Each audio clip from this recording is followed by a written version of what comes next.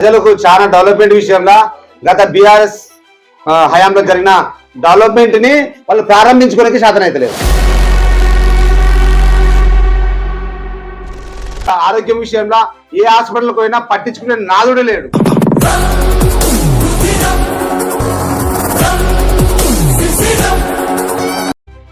ఏదైతే కేసీఆర్ గారు పథకాలు ప్రారంభించడో దానిలో 95% పథకాలు అమల్లో ఉన్నాయి. వాటి వల్ల ప్రతి ఒక్క తెలంగాణ ఉన్న వాళ్లకు అభివృద్ధి.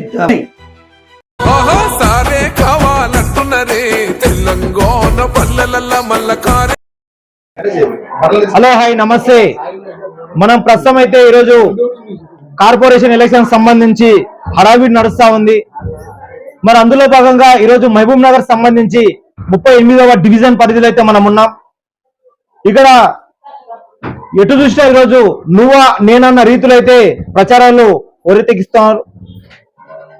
మరి అందులో భాగంగా ఈరోజు ఇది 38వ వార్డు సంబంధించి జినిగిరాల సాయిల్ గారి దగ్గర అయితే మనం వచ్చాం. చూపిస్తా ఉంది. మరి అసలు ప్రజాక్షేత్రంలో ముందుకు వెళ్ళేటప్పుడు ప్రజలు ఏమంటా ఉన్నారనే కొన్ని విషయాల గురించి స్పష్టంగా అడిగి తెలుసుకుందాం. అన్న నమస్తే. నమస్కారం అన్న, వాస్తవంగా ఈరోజు ప్రచారంలో భాగంగా అసలు ప్రజలు ఏమంటా ఉన్నారు? ఈ రోజు ప్రజలంతా కాంగ్రెస్ పార్టీ యొక్క 6 గ్యారంటీలతో విసుకెత్తిపోయారు. ఎందుకంటే 6 గ్యారంటీలో ఒకటి ఏది బస్సు ఫ్రీ తప్పితే ఇంక ఏంది కనబడతలేదు. ప్రజలకు చాలా డెవలప్మెంట్ విషయంలో గత బీఆర్ఎస్ హయాంలో జరిగిన డెవలప్మెంట్ ని వాళ్ళు ప్రారంభించుకోవడానికి సాధన అయితే లేదు. కాబట్టి ప్రజలకు 2000 పింఛని 4000 చేస్తా అన్నాడు. అది ఎటువంటిది వాళ్ళకి సాధ్యం కాలేదు. తర్వాత ఆరోగ్యం విషయంలో ఏ హాస్పిటల్కి పోయినా పట్టించుకునే నాదుడు లేడు. ప్రజలు చాలా ఇబ్బంది పడుతున్నారు. ఈ రోజు విద్య, వైద్యము, ఉపాధి ఈ 3 ఉంటేనే ప్రజలు ముందుకు సాగుతారు, వాళ్ళ జీవనం సాగుతుంది. కాబట్టి ఆ కాంగ్రెస్ ప్రభుత్వం కానీ ఈ బీజేపీ ప్రభుత్వం కానీ ప్రజలు మోసం చేసి గట్టెనెక్కిర్రు. ఎటువంటి కార్యక్రమాలు ప్రజలకు చేరతలేవు. ఈ మొత్తం ఇప్పుడు బ్రోకర్ దందాలాగా అయిపోయింది.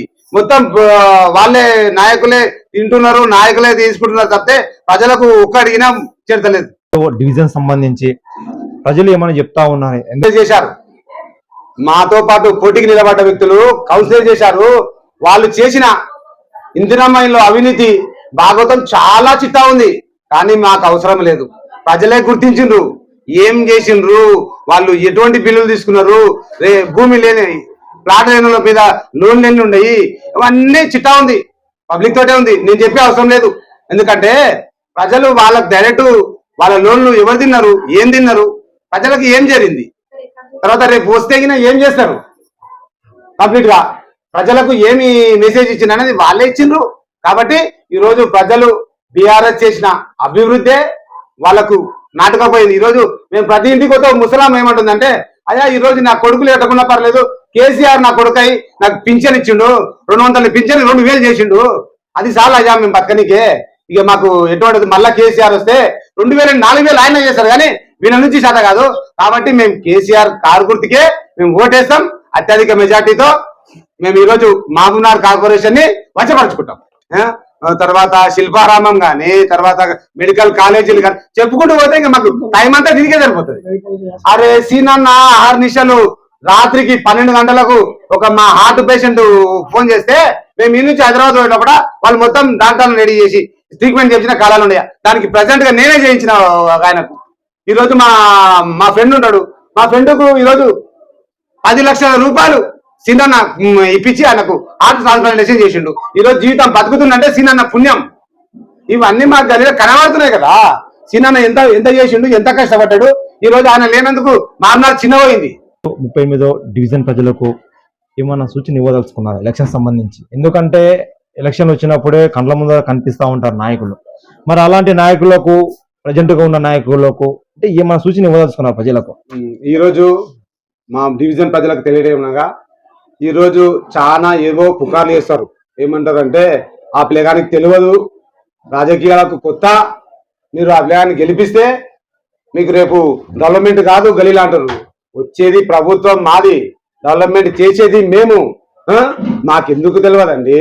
వాళ్లకు చేతగాక మేము ఓడిపోతున్నామని ఆలోచన చేసి మా మీద ఏదో బురదలనికే ప్రయత్నిస్తున్నారు. కాబట్టి ఈ రోజు న్యాయంగా పనిచేస్తాం, కష్టించి పైకి వచ్చిన వ్యక్తులం మేము, రూపాయి విలువ తెలిసిన విలువ వ్యక్తులము. రూపాయి కష్టం చేస్తే ఏమొస్తుందని తెలుసు. కాబట్టి మా దగ్గర ఉన్న ప్రజలు మొత్తం కష్టిస్తే గానీ వాళ్ళ ఇంట్లో గడవని పరిస్థితి ఉంది. కాబట్టి వాళ్ళందరికీ విద్య, వైద్యం, ఉపాధి కల్పించడమే నా ధ్యేయం. నా గెలిచిన మొదటి మెట్టు మా వార్డులో ఉన్న చదువుకున్న పిల్లలకు వాళ్ళకు ఉద్యోగ అవకాశాలు ఏ రకంగా వస్తావో ఆలోచన చేసి ఒక కమిటీ వేసి వాళ్ళకు జీవనోపాధి కలిగించడమే నా లక్ష్యం.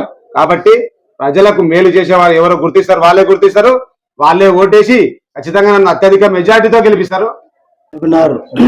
కార్పొరేషన్ లో 38వ డివిజన్ నుంచి బీఆర్ఎస్ పార్టీ వార్డు ప్రధాన కార్యదర్శి నేను, నా పేరు సత్యం. మా అభ్యర్థి జినుగురాల సాయిలు, ఆయన ఆధ్వర్యంలో ఆయన టికెట్ శ్రీనివాస్ గౌడ్ మాకు ఇచ్చి అందరికీ గెలిపించుకొని రామని చెప్పినందుకు ఆయన ఆధ్వర్యంలో మేము పనిచేస్తున్నాం. ఒక విషయం, ఈరోజు కార్పొరేషన్ ఎన్నికల విధంగా మాట్లాడితే 2014 తెలంగాణ ఏదైతే కేసీఆర్ గారు పథకాలు ప్రారంభించడో దానిలో 95% పథకాలు అమల్లో ఉన్నాయి. వాటి వల్ల ప్రతి ఒక్క తెలంగాణ ఉన్న వాళ్ళకు అభివృద్ధి వాళ్ళకు అందినాయి. ఇప్పుడు కాంగ్రెస్ ప్రభుత్వం మొన్న ఏదో మాయమాటలు చెప్పి వచ్చింది. వాళ్ళు ఇచ్చిన 6 గ్యారంటీలో ఒక గ్యారంటీ లేదు. ఆ బస్సు ఒక్కటి తప్ప ఏ గ్యారంటీ ఏ పథకం కూడా అమల్లోకి లేదు. కాబట్టి వార్డు ప్రజలు కానీ తెలంగాణ మన మా కార్పొరేషన్ ప్రజలు కానీ గమనించాల్సింది ఏంటంటే, మాయమాటలు చెప్పి అధికారంలోకి వచ్చిన పార్టీని నమ్మకండి. ఇప్పుడు నెక్స్ట్ వచ్చేది ప్రజలు గమనిస్తున్నారు. నెక్స్ట్ వచ్చేది తప్పకుండా కేసీఆర్ గారు గవర్నమెంట్, అందులో శ్రీనివాస్ గౌడ్ గారు ఎమ్మెల్యే అవుతారు. కాబట్టి నమ్మండి, మేము చేసిన అభివృద్ధిని చూడండి. శ్రీనివాస్ గౌడ్ రాకముందుకు, ఎమ్మెల్యే కాకముందుకు పాలమూరు, మహబూబ్నగర్ పట్టణం ఏ విధంగా ఉంది కాన్స్టిట్యున్సీ, తర్వాత ఆయన వచ్చిన తర్వాత ఏ విధంగా అయింది ఒకసారి చూడండి. ఆయన అర్ధరాత్రి పిలిస్తే పలికిండు. ఎవ్వరికి ఏమైనా ఆపదలో ఉంటే ఒక ఫోన్ చేసి సాధారణ కార్యకర్త ఫోన్ చేసినా ఫస్ట్ హాస్పిటల్ తీసుకపోండి నాకు ఫోన్ చెప్పిండని మాట్లాడి ఎంతో మందిని ఇక్కడ మంచిగా వాళ్ళకి ఆరోగ్యాన్ని కాపాడిండు, అభివృద్ధి చేసిండు. కాబట్టి అలాంటి నాయకుడు మళ్ళీ దొరకడు. ఇంతకుముందుకు సీనాన్న రాకముందుకు బైపాస్ వస్తే కాంగ్రెస్ హయాంలో మంత్రి డికేఆర్ రమ్మ గారు తీసుకుపోయి గద్వాలేసింది. మన సీనాన్న వచ్చిన తర్వాత కొట్లాడి కేసీఆర్ గారితో కేటీఆర్ గారితో కొట్లాడి 100 కోట్ల నిధులు తెచ్చి పాలమూరుని ఎంతో అద్భుతంగా తీర్చిదిద్దాడు. కాబట్టి ఆయన హయాంలో ఇప్పుడు జరుగుతున్న కార్పొరేషన్ ఎన్నికల్లో బీఆర్ఎస్ పార్టీ అత్యధిక మెజార్టీతో గెలుస్తారు. మా కార్పొరేషన్ మా డివిజన్కి వచ్చేసరికి 38వ డివిజన్కి వచ్చేసరికి ఇంతకుముందు చేసిన వాళ్ళు గమనించండి. ఇంతకుముందు ఇప్పుడు ప్రజెంట్ గా నిలబడ్డ 2 అభ్యర్థులు కూడా మాజీలే. వాళ్ళు చేసిన ఇందిరమ్మ ఇళ్లలో ఎంత అవినీతి చేసిండ్రు, ఎంత చేసిండ్రు, వాళ్ళ అరాచకాలు అన్ని వార్డు డివిజన్ ప్రజలకు తెలుసు. కాబట్టి ఇప్పుడు కొత్తగా మా అభ్యర్థికి టికెట్ అన్న ఇచ్చిండు, సాయిలు మంచితనంతో ఇచ్చిండు, ప్రజలకు సేవ చేయడానికి ముందుకు వస్తుండు. కాబట్టి ప్రజలు గమనిస్తున్నారు, వార్డు డివిజన్ ప్రజలు గమనిస్తున్నారు. తప్పకుండా బీఆర్ఎస్ ఓట్లు మంచి మెజార్టీతోనే గెలిపిస్తారు. మేము గెలవడం తథ్యం.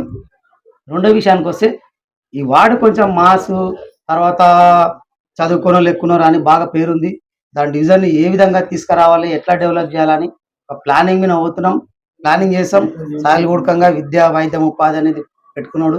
దాని ప్రకారమే మంచిగా వార్డు ప్రజలను చెడు వ్యసనాలకు అలవాటు కాకుండా ఒక విద్య వైపు ప్రతి ఒక్క ఇంట్లో ఒక పిల్లగాడు చదువుకొని వాళ్ళ కుటుంబాన్ని పిల్లగాడి ద్వారా నడుచుకోవాలనే ఉద్దేశం, సంకల్పంతో ముందుకు వస్తున్నాను. కాబట్టి తప్పకుండా మాకు ఓట్లు వేసి గెలిపిస్తారని వార్డు డివిజన్ ప్రజలందరికీ మేము చేతులెత్తి దండం పెట్టుకుంటున్నాం. జై తెలంగాణ. జై తెలంగాణ.